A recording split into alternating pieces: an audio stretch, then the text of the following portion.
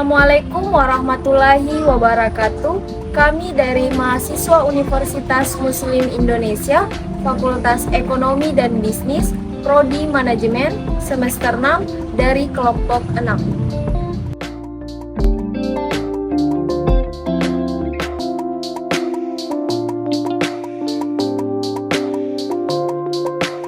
Video ini dibuat untuk menyelesaikan tugas mata kuliah Perencanaan Sumber Daya Manusia dengan dosen pengampu Ibu Dr. Siti Nurhayati Asis, SE MSI. Kami dari kelompok 6 yang terdiri dari 4 orang yang masing-masing bekerja sama dalam memenuhi tugas perencanaan sumber daya manusia yang berjudul Konsep Pengukuran Keefektifan dan Efisiensi. Sebelum kami masuk ke pembahasan lebih lanjut, izinkanlah kami memperkenalkan diri terlebih dahulu. Yang pertama, saya sendiri Salwa Madi dengan NIM 022002000298. Selanjutnya, Andi Adela Rahma dengan NIM 02200143. Selanjutnya, Nur Khotifah dengan NIM 022002000145. Dan yang terakhir, Fioni Naisela dengan NIM 0220200148. Baik, langsung saja saya akan membawakan materi yang pertama, yaitu tentang pengertian efektif dan efisien menurut Peter Drucker. Efektif adalah mengerjakan sesuatu dengan benar, sedangkan efisien mengerjakan sesuatu yang benar. Selanjutnya, adapun pengertian efektivitas.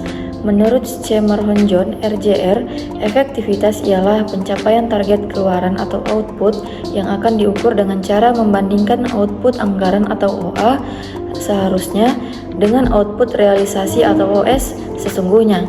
Jika OA lebih besar dari OS, maka akan dinilai efektif. Selanjutnya, menurut Kurniawan, efektivitas kerja ialah kemampuan melaksanakan tugas, fungsi atau operasi kegiatan program atau misi daripada suatu organisasi atau sejenisnya yang tidak adanya tekanan atau ketegangan di antara pelaksanaannya. Selanjutnya, adapun tolak ukur atau kriteria. Yang pertama, efektivitas keseluruhan, yang kedua, produktivitas, yang ketiga, laba, yang keempat, pertumbuhan, yang kelima, stabilitas, yang keenam, semangat kerja, yang ketujuh, kepuasan kerja, dan yang terakhir, penilaian pihak luar. Selanjutnya, adapun aspek-aspek dari efektivitas. Yang pertama, aspek peraturan atau ketentuan. Yang kedua, aspek fungsi atau tugas. Yang ketiga, aspek rencana atau program. Dan yang terakhir, aspek tujuan atau kondisi ideal. Selanjutnya, adapun cara meningkatkan efektivitas para pekerja. Yang pertama, mengembangkan kebijakan komunikasi yang terbuka. Yang kedua, mengadakan pertemuan rutin. Yang ketiga, mengetahui gaya kerja dan kepribadian setiap anggota tim.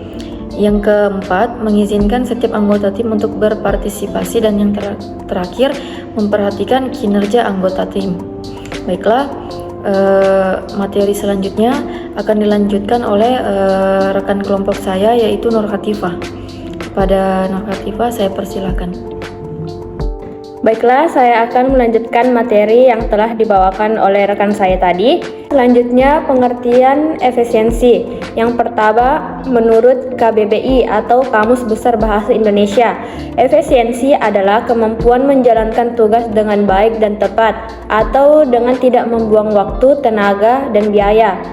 Yang kedua, menurut Sedarmayanti tahun 2001, efisiensi kerja adalah perbandingan terbaik antara suatu pekerjaan yang dilakukan dengan hasil yang dicapai oleh pekerja tersebut sesuai dengan yang ditargetkan, baik dalam hal mutu maupun hasilnya, yang meliputi pemakaian waktu yang optimal dan kualitas yang maksimal.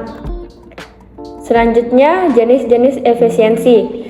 Efisiensi terbagi menjadi 3 jenis. Yang pertama yaitu efisiensi optimal, yang kedua efisiensi dengan tolak ukur, dan yang ketiga efisiensi dengan titik impas. Sekian materi dari saya.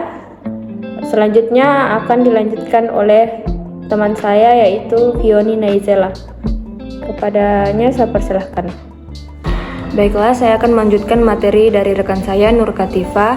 Selanjutnya itu yaitu unsur-unsur efisiensi. Yang pertama ada kesadaran, keahlian, disiplin. Selanjutnya faktor yang mempengaruhi suasana kerja, lingkungan tempat kerja, corak hasil produksi, proses atau prosedur, perlengkapan dan fasilitas, tata ruang, dan yang terakhir disiplin kerja.